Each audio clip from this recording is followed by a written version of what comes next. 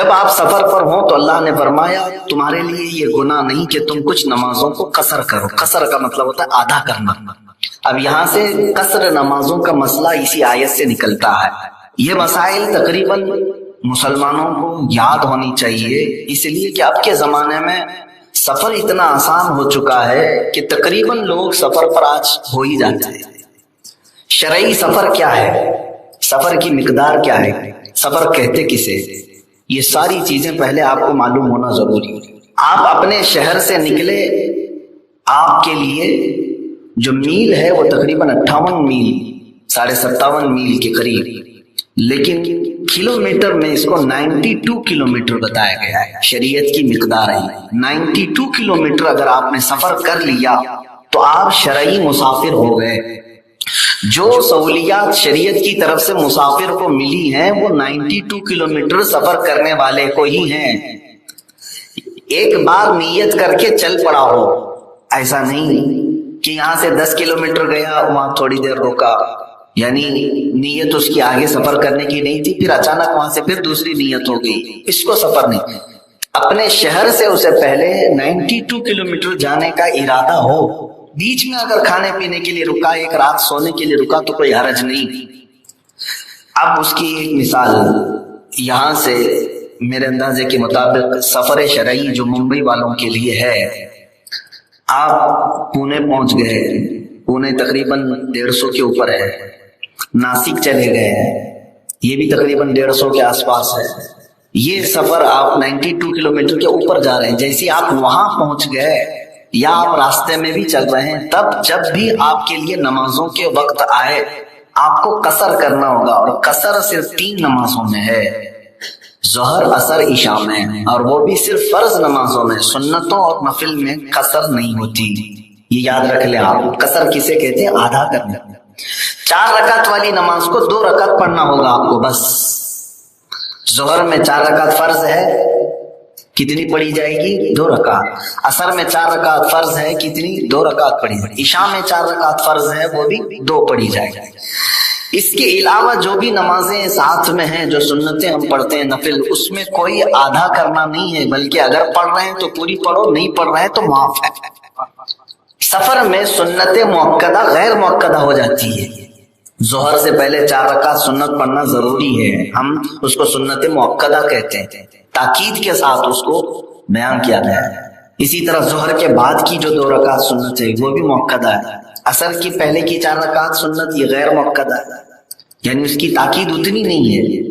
سنت مؤکدہ کا مطلب ہے واجب کے قریب ہے، اسے چھوڑنے والا بھی گنہگار ہو جاتا ہے. کبھی کبھار چھوٹ گئی تو الگ ہے، لیکن چھوڑنے کی عادت ڈال لیا تو گناہ ہے. سنت مؤکدہ.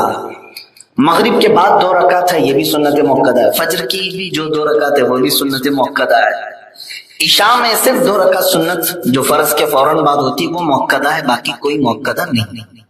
اب سفر کی حالت میں بھی جو مؤکدہ سنتیں ہیں وہ غیر مؤکدہ ہو جاتی ہیں، نفل کے برابر ہو جاتی ہیں.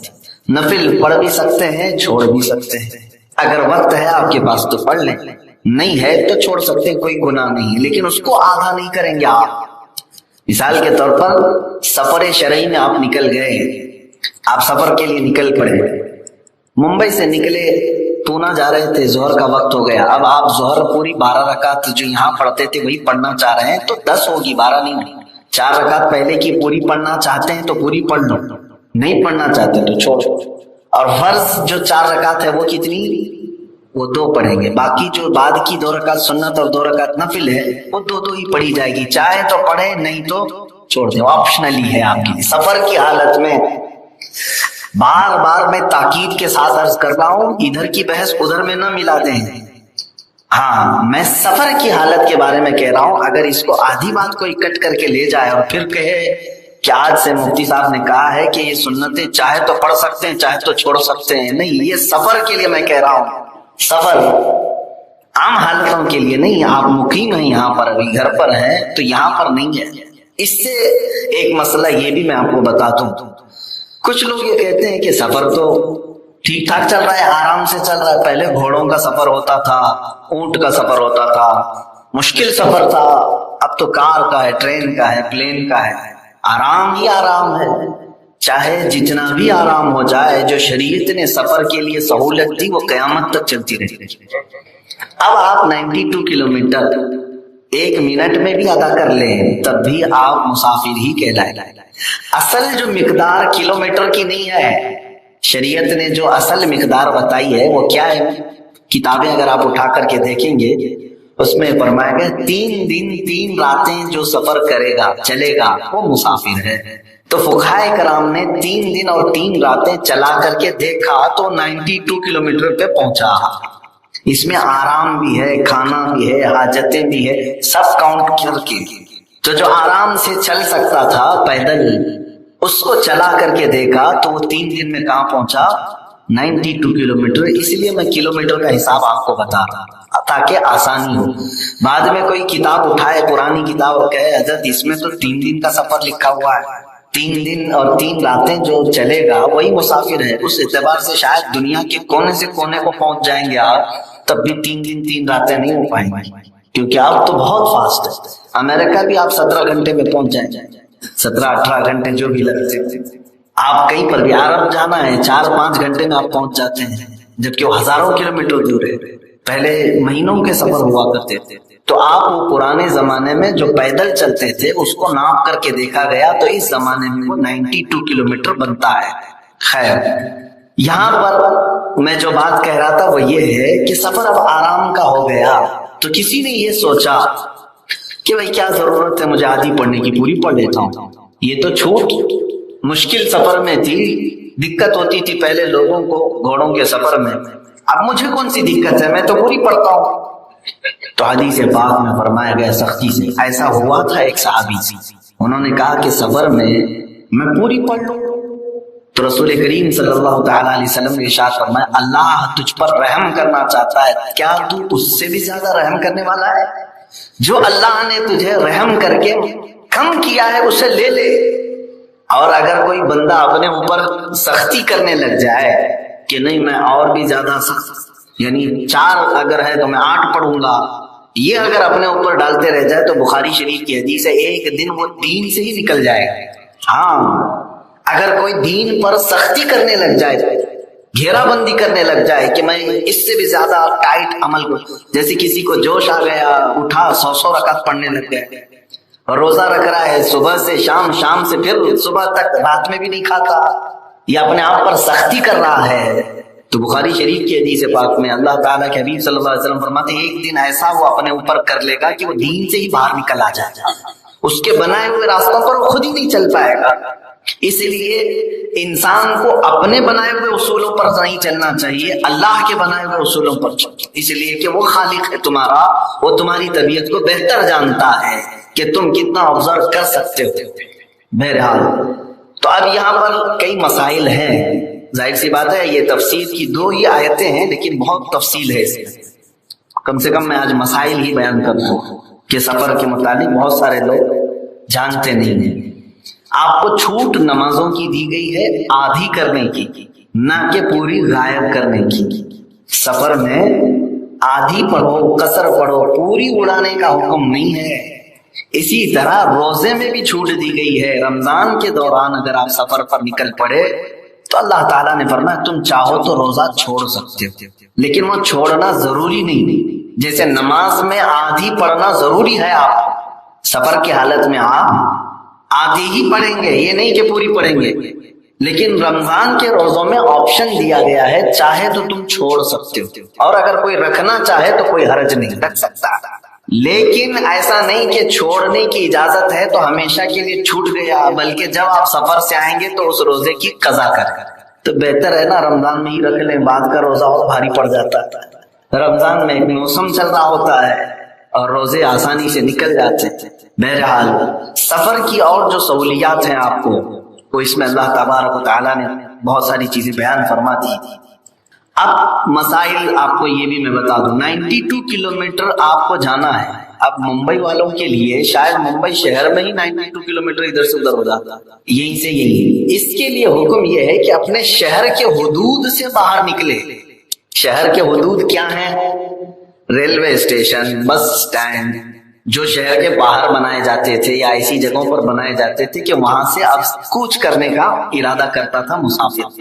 ممبئی والوں کے لیے ایئرپورٹ ہے، ایئرپورٹ پہنچ گئے تو وہاں سے آپ کا سفر شروع ہو گئے. اپنے گھر سے کاؤنٹ نہیں کریں گے، اس منزل سے کاؤنٹ کریں جو آپ کے شہر کے ختم ہونے کے مثل ہے.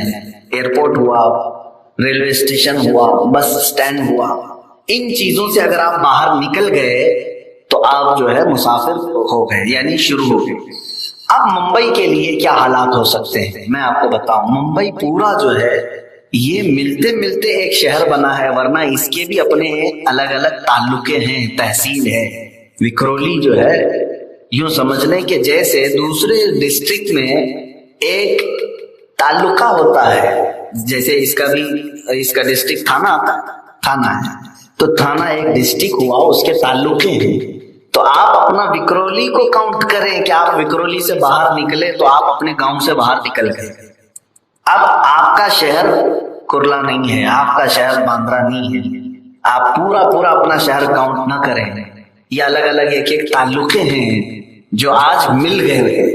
تو ایک تعلقے سے اگر کوئی باہر نکلا تو وہ سفر شرعی اس کا شروع ہو چکا.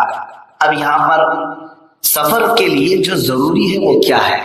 سب سے پہلی چیز یہ ہے کہ آدمی کی یہ نیت ہو کہ میں جہاں جا رہا ہوں وہاں 15 دن سے کم ٹھہروں گا.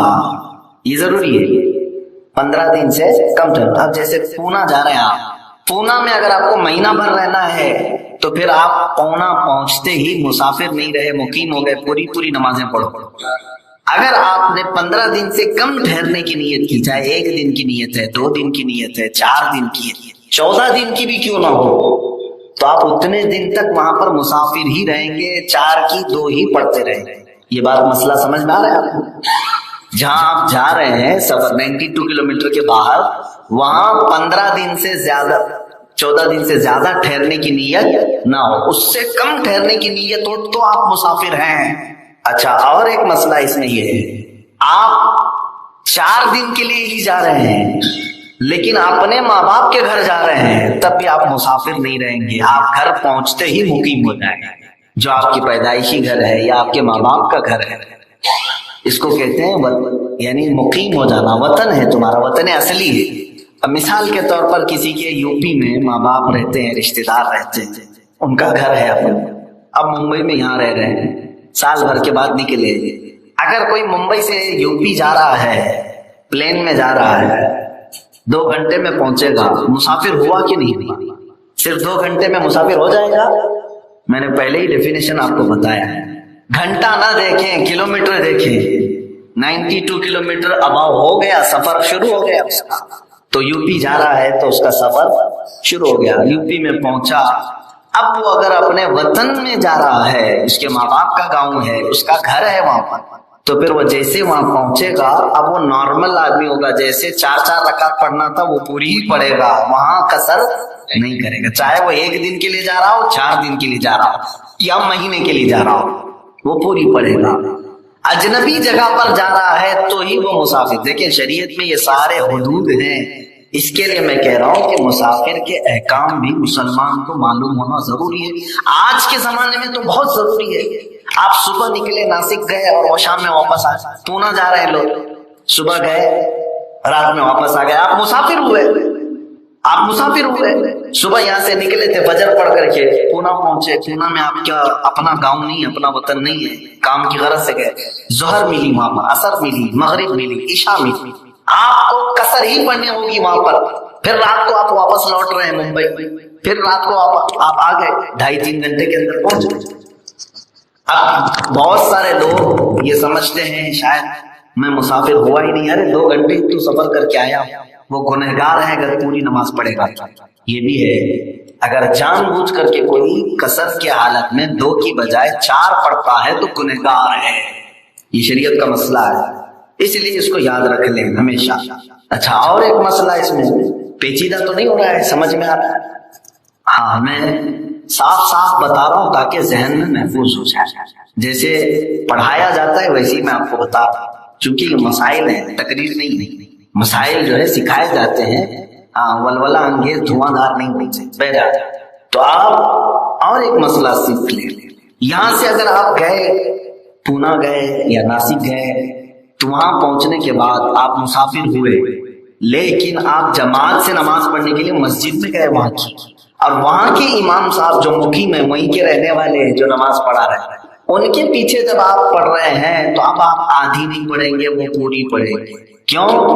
امام کے پیچھے جب پڑھ رہے ہیں تو امام جتنی پڑھائے گا اتنی آپ کو پڑھنی پڑے گی۔ یہ بھی مسئلہ سمجھ کر کے چلتے، مقیم امام کے پیچھے اگر مسافر پڑھ رہا ہے تو مقیم امام کی ابتدا میں پوری نماز پڑھے گا۔ اب پونا میں اگر جماعت سے نماز پڑھ رہے ہیں آپ ظہر کی، عصر کی، عشاء کی، تو آپ وہ کتنی رکعت پڑھیں گے؟ آپ 4 رکعت پوری پڑھیں گے، وہاں کے امام اگر پڑھا۔ لیکن آپ 10 لوگ تھے، 10 مسافر تھے، ساتھ میں گئے اور وہاں جا کر کے آپ ہی کے 10 میں سے کوئی ایک نے پڑھایا، امام وہ خود ہی بنایا، تو وہ 2 ہی پڑھائے گا اور سب لوگ 2 ہی پڑھیں گے۔ بات سمجھ میں؟ جیسا امام ہوگا ویسا ہی مقتدی۔ لیکن اس کا الٹ بھی ہے ایک مسئلہ یہ بھی ہے، جیسے ہمارے ساتھ اکثر ہوتا ہے۔ ابھی مثال کے طور پر میں ناندیڑ شہر گیا تھا، تقریباً 300 کلومیٹر کے اوپر ہی ہے، مسافر ہو گیا۔ میں مسافر ہوں، میرا وہ وطن نہیں ہے، 2 دن کے لیے 3 دن کے لیے گئے، مسافر شرعی ہے۔ اب جو نمازوں کے اوقات آئے مجھے تو قصر کرنا ہے، لیکن وہاں کے کسی امام کے پیچھے اگر میں پڑھتا تو میں پوری پڑھتا، لیکن لوگوں کی خواہش میرے پیچھے پڑھنے کی تھی، تو اب یہ مسئلہ الٹا ہو گیا۔ اب میرے پیچھے وہاں کے مقیم لوگ ہیں، میں مسافر ہوں۔ اب مسئلہ یہ ہے کہ اگر وہ راضی ہے میرے پیچھے پڑھنے کے لیے تو میں ان کا دیکھ کر کے پورا نہیں پڑھاؤں گا، میں مصلی پہ کھڑا ہو جاؤں گا اور میں اعلان کروں گا میں مسافر ہوں، 2 رکعت پر میں سلام پھیر دوں گا، باقی کی 2 رکعت آپ لوگ کھڑے ہو کر کمپلیٹ کرو۔ یہ مسئلہ ہے۔ اگر امام مسافر ہے تو مقتدیوں کو بتائے گا، ظہر کی نماز اگر پڑھا رہا ہے یا عصر کی پڑھا رہا ہے یا عشاء کی پڑھا رہا ہے تو وہ اعلان کرے گا کہ میں مسافر ہوں، 2 رکعت پہ میں سلام پھیر دوں گا، باقی کی نمازیں آپ کمپلیٹ کر دو۔ وہاں کے لوگوں نے تقریباً 4-5 نمازیں میرے پیچھے پڑھی، تو اس سے وہ مسئلہ سیکھ بھی گئے کہ مسافر کے پیچھے اگر مقیم نماز پڑھتا ہے تو اپنی نماز وہ پوری کمپلیٹ کرے گا، لیکن مسافر امام اپنی قصر ہی کرے گا۔ مسئلہ سمجھ میں آ گیا؟ ہاں، اگر کبھی ایسا ہو گیا آپ کے ساتھ، کبھی بزرگان دین آتے ہیں، ہم تبرک کے لیے ان کو آگے بڑھاتے ہیں، عشاء میں آپ چلیں تو وہ کہتے ہیں میں مسافر ہوں، تو آپ یہ کہہ سکتے ہیں کوئی بات نہیں، آپ اپنی 2 پڑھیں، ہم باقی کی کمپلیٹ کرتے ہیں۔ اگر وہ 2 رکعت پہ سلام پھیر دیے تو آپ لقمہ نہ دیں پیچھے سے کہ امام صاحب بھول گئے 2 پہ ہی سلام پھیر دیے، نہیں، بلکہ آپ کو مسئلہ معلوم ہونا چاہیے، وہ بھول نہیں گئے، وہ مسافر ہیں، ان کے لیے 2 ہی ہے، آپ اب کھڑے ہو کر کے اپنی نماز کمپلیٹ کریں، آپ اپنی نماز کمپلیٹ کریں۔ لیکن اب میں ایک اور مسئلہ بتاؤں، میں ہی کہیں باہر سے آیا، آپ کو نماز پڑھا رہا تھا عشاء کی، اب یہ مسئلہ آپ کو میں نے بتا دیا، لقمہ نہ دیں، آپ اپنی نماز کمپلیٹ کر لیں۔ اس کے لیے میں یہ بھی مسئلہ بتاتا ہوں کہ میں ہی آیا اور 2 رکعت پہ میں سلام پھیر دیا، تب بھی آپ لقمہ نہ دے کے اپنی کھڑے ہو کے پوری کریں گے؟ اب جو ہے آپ کو لقمہ دینا ہے، یہ امام ہمارا مقیم ہے، یہاں کا ہے، یہ بھول کر کے سلام پھیرا ہے، یہ مسافر نہیں ہے۔ اب آپ کھڑے ہو کر کے اپنی نماز کمپلیٹ نہ کریں بلکہ امام کو سیدھا کریں کہ امام بھول گیا ہے، کھڑے ہو کر کے وہ اپنی پوری نماز دوبارہ کرے، اگر سلام مکمل پورا پھیر ہی چکا تھا تو پھر سے نماز پڑھائے۔ اللہ تعالیٰ صحابہ کی تعریف میں فرماتا ہے ان اللہ یحب الذین یقاتلون فی سبیلہ صفا کانہم بنیان مرصوص، بے شک اللہ اس جماعت سے بہت محبت کرتا ہے کہ جب وہ اللہ کی راہ میں لڑنے کے لیے صفیں لگاتے ہیں تو ایسے مضبوط کھڑے ہوتے ہیں جیسے سیسا پلائی ہوئی دیوار۔ صف کے نام سے پوری سورہ ہے، یہی صفیں ہیں۔ وہ صحابہ کی صفیں کیسی تھی جن کا ذکر قرآن میں آیا، ہاں میرے عزیزوں، ان کو چیر کر کے کوئی جا نہیں سکتا تھا، اتنی مضبوط صفیں ہوتی تھیں۔ آپ اندازہ کرو حضرت عمر فاروق رضی اللہ تعالیٰ عنہ کی شہادت جو ہوئی ہے نا، وہ مسجد نبوی میں ہوئی۔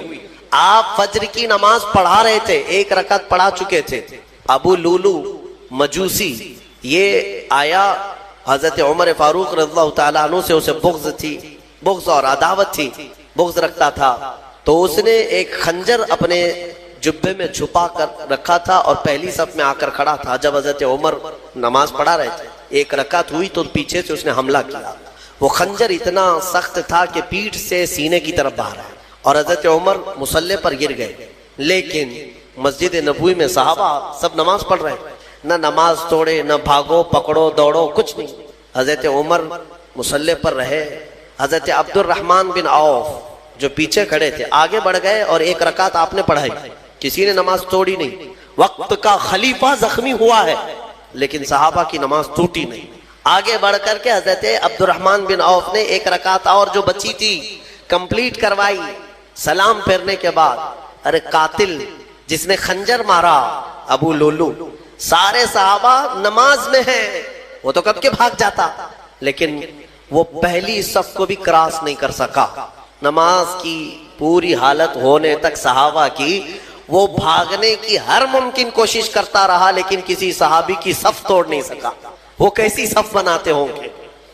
یہ صف اتنی مضبوط کہ وہ قاتل ان صحابہ کے بیچ سے صفوں کو چیر کے جا نہیں سکا، اور اللہ نے یوں ہی نہیں فرمایا کأنہم بنیان مرصوص، وہ ایسے صف لگاتے ہیں جیسے سیسا پلائی ہوئی دیوار ہے، کوئی ان کو کراس کر کے جا نہیں سکتا تھا۔ یہاں آج ہماری حالت ایسی ہی ہے، صفوں میں کوئی وہاں کھڑا ہے کوئی یہاں کھڑا ہے۔ کچھ لوگ تو یہ سوچتے ہوں گے اس کے کپڑے پہ دھول ہے، لگوں گا تو مجھے کپڑے پہ دھول نہ لگ جائے۔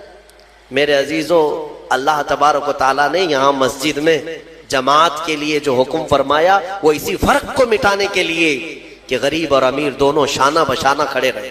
صف میں اس بات کا ہمیشہ اہتمام کرو کہ تمہارا کندھا بازو والے کے کندھے سے لگ جائے، کندھا، یہاں تک کہ حضور پاک صلی اللہ تعالی علیہ وسلم ہر نماز میں رکعت باندھنے سے پہلے حضور یہ اعلان کرتے تھے استقیموا واستووا واعتدلوا، لوگوں سیدھے ہو جاؤ، صف برابر کر لو، ٹھیک ٹھیک کھڑے ہو جاؤ، وسد الخلل، تھوڑی سی بھی اگر جگہ باقی ہے تو پوری کر لو، اس کے بعد اللہ اکبر کہتے تھے۔ یہ سنت ہے، سنت ہے نماز قائم کرنے سے پہلے، جماعت سے پہلے امام کا یہ اعلان کرنا کہ اپنی صفیں درست کر لو۔ حضور پاک صلی اللہ تعالی علیہ وسلم کا اعلان ہوا کرتا تھا، حدیث میں موجود ہے، یہاں تک کہ ایڑی سے ایڑی برابر رکھنے کو کہا گیا ہے۔ یعنی ہو سکتا ہے کسی کا پنجہ لمبا ہے کسی کا چھوٹا ہے، اس کے لیے کہا گیا ہے صف لگانے کے وقت کس چیز کا خیال کرنا چاہیے؟ ایڑی سے ایڑی برابر، سامنے کے پنجوں کو نہ دیکھو، ایڑی کی ہڈی، تمہاری ایڑی کی ہڈی بازو والے کی ایڑی کی ہڈی کے برابر لگتی جائے، یہ الصاق ہے۔ میرے عزیزو، اس کا اہتمام آج کہاں کرتے ہیں؟ اور حدیث میں یہ بھی ملا کہ جس نے صف کو توڑا اللہ اسے توڑ دے گا۔ صف کو کاٹنا گناہ ہے، ہاں اگر اتنی جگہ خالی رہ گئی کہ ایک آدمی آ سکتا ہے اور نہیں بھرا آپ نے صف، تو دونوں گنہگار ہیں، دونوں ادھر والے ادھر والے، اور پیچھے کی صف والا بھی گنہگار ہے کہ آگے اس نے جگہ دیکھا اور پھر بڑھ کر کے صف کو مکمل نہیں کیا، وہ بھی گنہگار ہے۔ اگر آگے کی صف میں جگہ خالی نظر آئی تو پیچھے والے کے لیے حکم ہے کہ وہ آگے آ جائے، صف کو پوری کرے، اور جتنی صفیں پیچھے جائیں گی سب آگے آگے آتے ہوئے وہ صفوں کو پوری کرتے جائیں۔ یہ اسلامی نظام ہے میرے عزیز۔ میں آپ کو اس صف کے متعلق ایک اچھی بات بتا کر اپنی گفتگو کو سمیٹتا ہوں، توجہ۔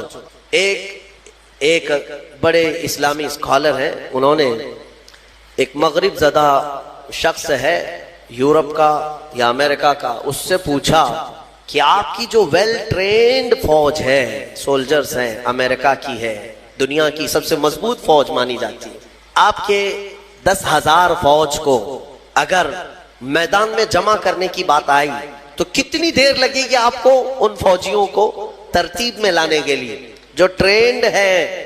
تو اس نے کہا کہ ہم کو 10,000 فوج کو لانے کے لیے جو سب سے سپر فاسٹ کنٹری ہے اس کی بات کر رہا ہوں۔ انہوں نے کہا 4-5 گھنٹے لگ سکتے ہیں، 3 گھنٹے لگ سکتے ہیں، اتنی فوج 10,000 فوج کو ترتیب دینے کے لیے۔ اور پھر الگ الگ کنٹریز کی بات کی ہے کہ یہاں کی فوج اتنی جلدی کر لے گی، وہاں کی فوج اتنی جلدی کر لے گی، لیکن گھنٹہ بھر سے پہلے تو کوئی بھی ترتیب میں نہیں آئے۔